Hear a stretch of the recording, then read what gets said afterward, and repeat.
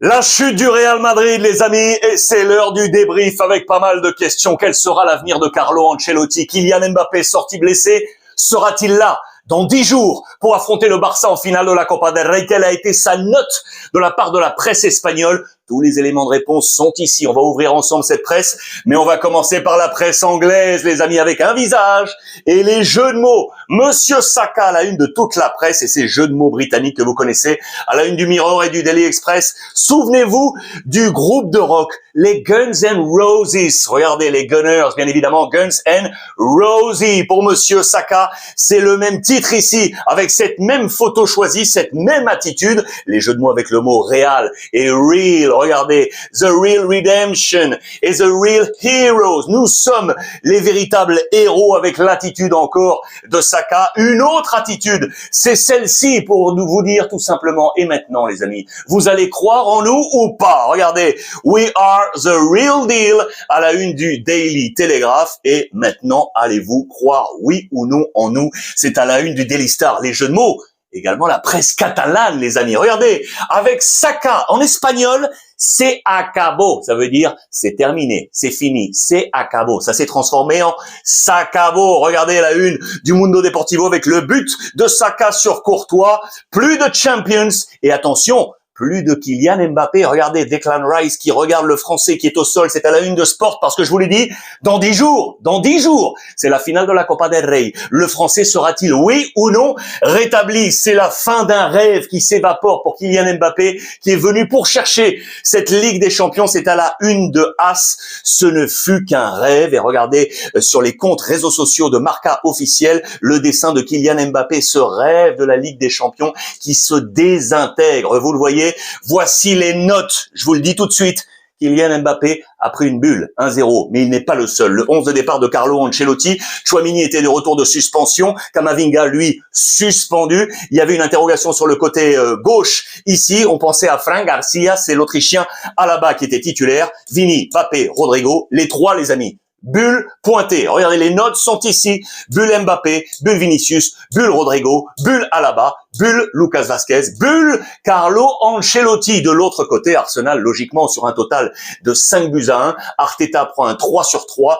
3 pour Odegaard, l'ancien du Real. 3 pour Declan Rice, l'auteur du doublé au match aller. Et 3 pour un superbe Martinelli. Les Anglais deviennent la véritable bête noire du Real Madrid, les amis. Sur les 4 dernières éliminations, eh bien, les 4 fois, 4 clubs anglais. Regardez, 2020, Manchester City, 2021, Chelsea, City de nouveau en 2023, et donc Arsenal qui se met pour la 3e fois de son histoire en demi-finale de la Ligue des Champions après 2006 face à la Juve en quart et 2009 face à Villarreal en quart. Voici quel était le 11 de départ de Mikel Arteta. À noter, c'est important, c'est la première fois de la saison que le coach espagnol du club londonien a pu aligner 2 fois de suite le même 11 après toutes les blessures. C'est peut-être un bon signe. Retour en forme au meilleur moment pour Arsenal et notamment dans cette Ligue des Champions. Regardez les pages intérieures. Le roi abdique sans gloire pour Marca. Il n'y aura pas de miracle pour la presse catalane. El Bernabéu se quedó sin milagro. C'est très très clair. Et donc la question...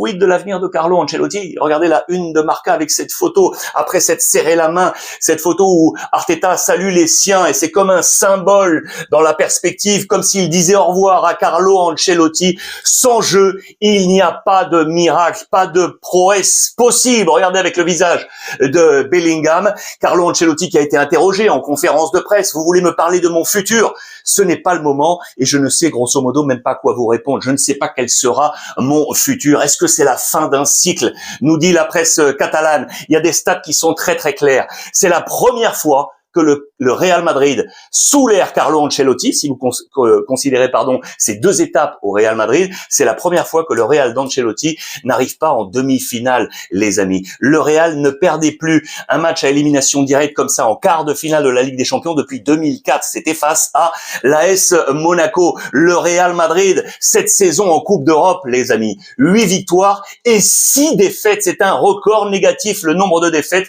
C'est la première fois dans l'histoire du Real Madrid en Ligue des Champions que le Real aligne 6 défaites dans une édition. La dernière fois, c'était 5 en 2000-2001. C'est un record négatif pour Carlo Ancelotti. Il n'y avait pas de jeu et on s'est même interrogé à la lecture des autres matchs. On a même considéré que Aston Villa face au Paris Saint-Germain et le Borussia Dortmund face au Barça a davantage proposé, a davantage cru éventuellement au miracle. Où est passé ce Real Madrid? Regardez également ces stats. Equipos que ganaron los dos partidos de una eliminatoria ante el Madrid dans une Coupe d'Europe. Les équipes qui ont remporté les 2 matchs d'une même confrontation, élimination directe en Ligue des Champions face au Real Madrid, ils ne sont pas nombreux. 1, 2, 3, 4, 5, 6, 7, 8. Arsenal est le 8e après l'Inter, le Standard, l'Ajax, le Bayern, la Roma, Liverpool et le dernier en date, c'était en 2020, Manchester City. Eliminatorias de Copa de Europa perdidas por el Madrid por más diferencias.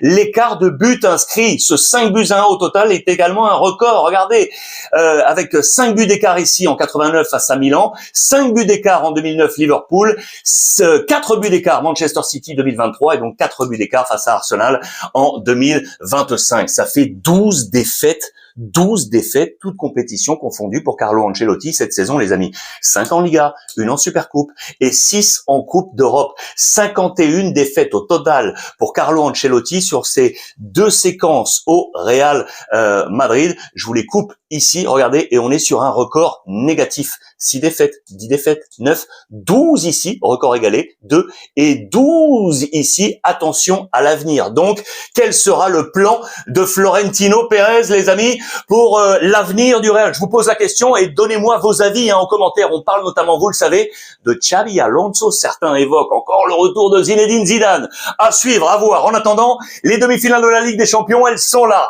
Le Paris Saint-Germain affrontera donc Mikel Arteta, ancien joueur de Paris, ancien joueur du Barça, aujourd'hui à la tête d'Arsenal. Et le Barça sera face à l'Inter qui s'est défait du Bayern Munich. Voilà les amis, je vais avoir également vos avis sur ces 2 demi-finales de la Ligue des Champions. Voilà pour ce débrief.